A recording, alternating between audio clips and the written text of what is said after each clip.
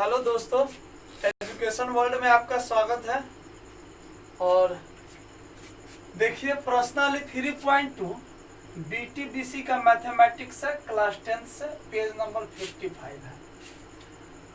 तो 3.2 आप निकाल लीजिए, आप अपने बुक से पढ़ सकते हैं, बुक से क्वेश्चन बुक से ही देखना है। प्रश्नावली 3.2 BTBC का मैथमेटिक्स है, क्लास 10 है, पेज 55 है। तो क्वेश्चन नंबर जो है 3 का तीसरा है। क्या है क्वेश्चन? 3/2x प्लस 5/3y बराबर 7, फिर 9x माइनस 10y बराबर 14। क्या करना है, आप डायरेक्शन खुद पढ़ सकते हैं। करना है कि a1/a2 comma b1/b2 comma c1/c2 का प्रयोग करके ये बता देना है कि ये दोनों समीकरण जो है ये संगत है या असंगत है। तो मैं इससे पिछले वाले वीडियो में भी बताया था कि संगत कब होता है और असंगत कब होता है। ऐसे आप फिर से देख सकते हैं। देखिए क्या है, a1/a2 बराबर नहीं है b1/b2, पहला। दूसरा a1/a2 बराबर b1/b2 बराबर c1/c2। ये दोनों कंडीशन में समीकरण जो होता है वो संगत होता है। संगत का अर्थ हुआ कि जिस दोनों समीकरण का हल हो तो संगत हो और हल न हो तो असंगत है। तो इस दोनों कंडीशन में संगत होता है। और फिर होता है a1/a2 बराबर b1/b2 अब बराबर नहीं है c1/c2, तो इस कंडीशन में असंगत होता है। ठीक है। अब देखिए क्या है ये कंडीशन, a1/a2 बराबर नहीं है b1/b2, यानी a1/a2 के बराबर b1/b2 नहीं, यानी ये दोनों पक्ष न बराबर नहीं है, इसलिए ये कट किया गया है। तो ऐसे स्थिति को संगत बोलते हैं। अगर स्थिति ऐसा आवे कि a1/a2 बराबर b1/b2 बराबर c1/c2, यानी कहने का मतलब है कि तीनों बराबर में हो तो भी संगत कहते हैं। और तीसरा कंडीशन क्या है कि पहले वाला दोनों बराबर हो और तीसरा वाला जो है पहले वाला दोनों बराबर हो और इस बराबर इसके बराबर ये न हो, पहले और दूसरे वाले के बराबर ये तीसरा वाला न हो, तब इस कंडीशन को असंगत बोलते हैं। आइए हम चेक करते हैं कि संगत होना चाहिए या असंगत। चलिए देखिए, तो फॉर्मूला से कैसे बनाते हैं बारीकी से देखिए। क्या है, यहाँ पे x को छोड़कर लिखेंगे, x को छोड़कर a1 होता है, फिर x को छोड़कर b1 होता है। ठीक है। तो x को छोड़कर है 3/2 अब बटे a1 के जगह क्या होगा, तो x को छोड़कर 3/2 तो 3/2, ये a1 हो गया, फिर बटे है तो यहाँ बटे।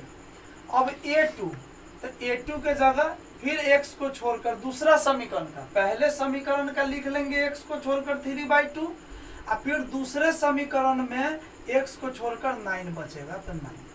अब कॉमा, ये वाला कॉमा यहाँ पे, फिर b1/b2 है तो y वाले को आप छोड़ दीजिए पहले समीकरण में, तो 5/3 बटे ये वाला बटा, b1 के जगह 5/3 ये वाला बटा हो गया b2, तो b2 में दूसरे समीकरण में y वाले को छोड़कर -10, यानी दोनों y वाले को छोड़ देंगे तो एगो है 5/3 तो 5/3, एगो -10 तो -10, फिर है कॉमा तो कॉमा।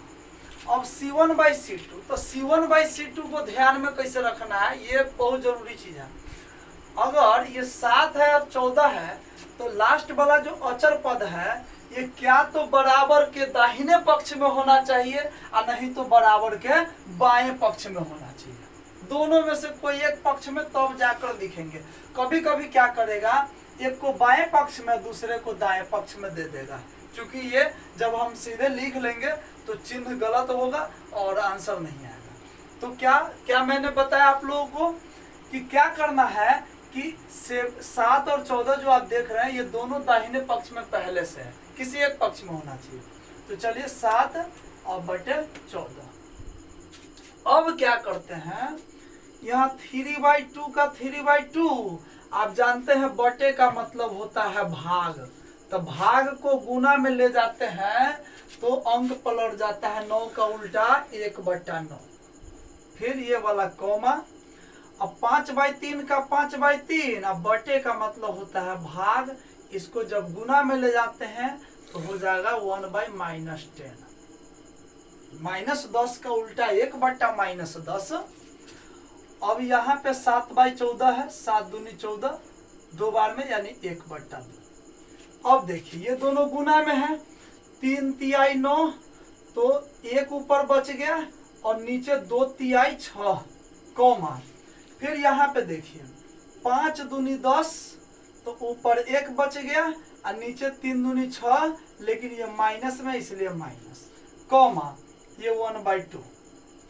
अब देखिए इसको ध्यान से, क्या है कि 1/6 जो आप देख रहे हैं 1/6, ये 1/6 यहाँ पे 1/6 आया है, कैंसिल करने पे फिर 1/-6 आया है, फिर 1/2 आया है। क्या आया है देख लीजिए फिर से एक बार, जो आया है 1/6 आया है, फिर 1/-6 आया है और फिर 1/2 आया है।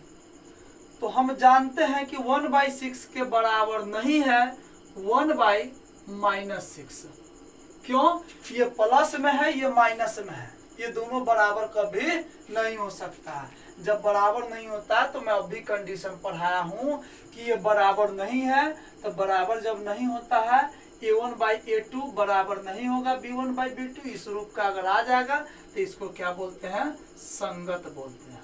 ठीक है, फिर इसी प्रकार से मैं नेक्स्ट क्वेश्चन देख रहा हूँ, अब बने रहिए। क्या है, एक बार स्क्रीनशॉट ले सकते हैं, चलिए इसको मिटाते हैं।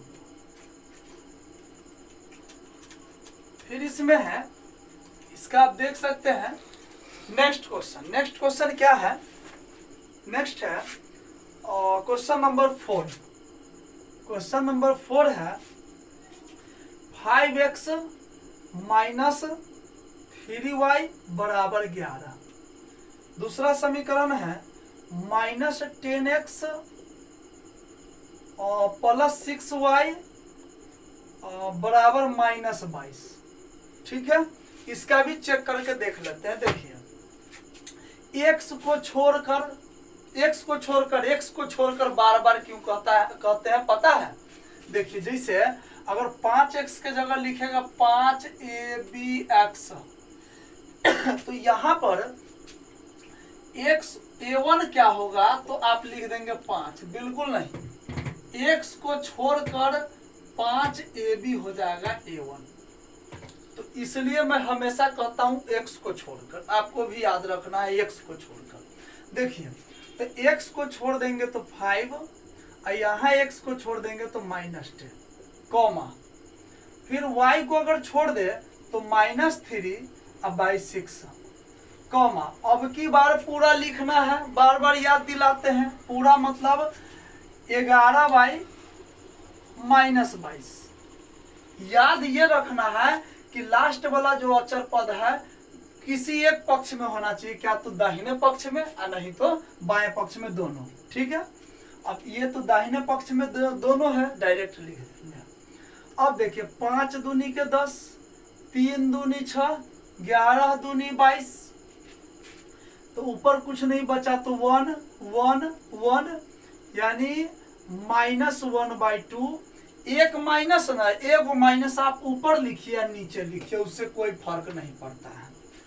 फिर यहाँ पे -1/2, ये भी ऊपर माइनस में है, यहाँ भी नीचे माइनस में है, तो -1/2।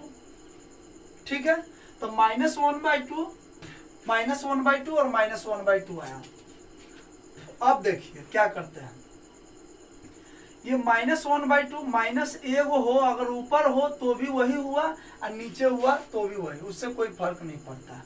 तो अब तीनों बराबर है, तो -1/2 बराबर -1/2 बराबर -1/2, तो तीनों बराबर में आया, तो इसलिए इसको संगत कहेंगे। मैं मिटा दिया हूं, जो बताया हूं कि संगत कब होता है, जब तीनों बराबर होता है तो भी संगत होता है। ठीक है, चलिए लास्ट क्वेश्चन बच गया है, बने रहिए, मैं ये भी क्वेश्चन सॉल्व कर दे रहा हूं। एक बार स्क्रीनशॉट ले सकते हैं। ठीक है, तो अब देखिए, अब क्वेश्चन नंबर 5 देखते हैं, लास्ट क्वेश्चन है।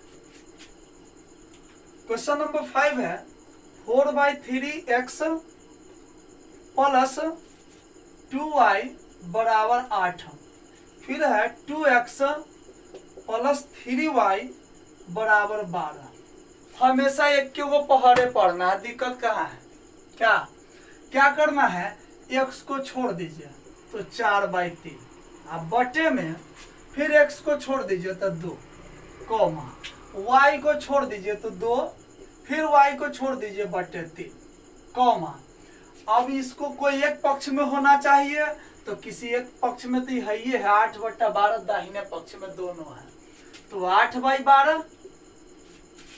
अब यहाँ देखिए 4/3 पहले से है, ये बटे मतलब गुना हो, भाग होता है, भाग को जब गुना में ले जाते हैं तो अंक क्या होता है, पलट जाता है, तो 2 का उल्टा 1/2, फिर ये 2/3, फिर ये 8/12। देखिए अब कैंसिल करते हैं, 2 दूनी 4, तो ये 2 इकाई 2 अब बटे 3, कॉमा फिर 2/3, कॉमा इसको अगर कैंसिल करते हैं तो 4 3 12, 4 दूनी 8, फिर ये 2/3, यानी ये सभी बराबर में आ गया, देख लीजिए, यानी 2/3 बराबर 2/3 अब बराबर 2/3।